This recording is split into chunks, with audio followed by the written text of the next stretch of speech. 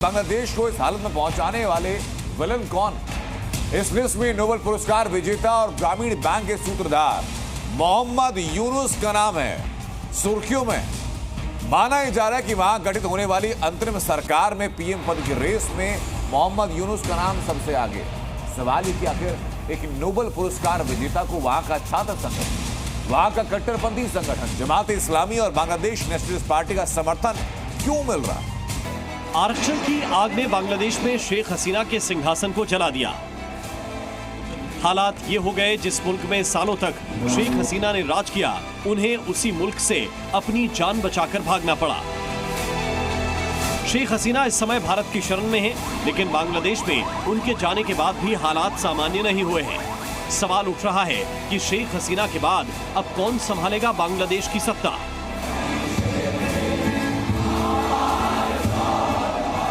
शेख हसीना सरकार के तख्ता पलट के बाद बांग्लादेश की कमान फिलहाल सेना के हाथ में है और अब वहां अंतरिम पीएम की रेस तेज हो गई है। इस रेस में नोबेल पुरस्कार विजेता डॉक्टर मोहम्मद यूनुस का नाम सबसे आगे चल रहा है।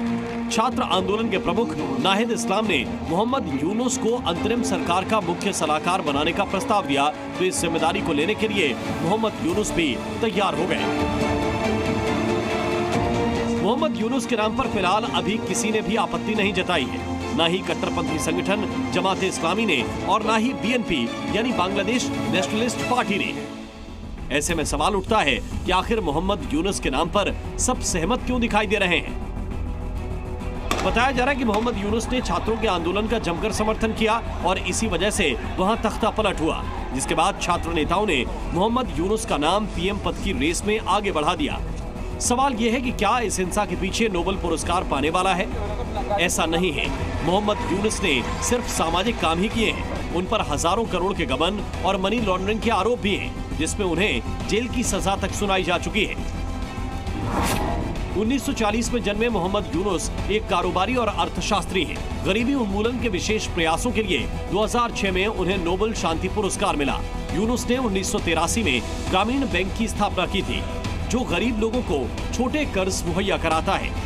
उनके इस प्रयास की दुनिया भर में सराहना हुई। 2009 में यूनुस को United states presidential medal of freedom से सम्मानित किया गया। 2010 में उन्हें कांग्रेसनल गोल्ड मेडल दिया गया। इसके साथ ही उन्हें कई और अवार्ड भी मिल चुके हैं। मोहम्मद यूनुस सिर्फ सामाजिक स्तर पर ही सक्रिय नहीं रहे, बल्कि राजनीति की दुनिया में भी उन्होंने अपनी दावेदारी पेश की। 2007 में मोहम्मद यूनुस ने नागरिक शक्ति नाम से एक राजनीतिक पार्टी भी बनाई, लेकिन इसी साल श्रम कानून के उल्लंघन के आरोप में बांग्लादेश की एक कोर्ट ने उन्हें 6 महीने की सजा भी सुना दी। हालांकि बाद में उन्हें जमानत दे दी गई। नोबेल पुरस्कार विजेता प्रोफेसर मोहम्मद यूनुस की ग्रामीण फोन मोबाइल कंपनी में 34% की हिस्सेदारी है, जो बांग्लादेश की सबसे बड़ी मोबाइल ऑपरेटर कंपनी है। मोहम्मद यूनुस $23 लाख गबन के मामले में भी दोषी हैं। कोर्ट ने इस मामले में उन्हें जेल की सजा भी सुनाई थी। इसके अलावा उन पर 250 मिलियन से अधिक का गबन और मनी लॉन्ड्रिंग में शामिल होने का आरोप भी है।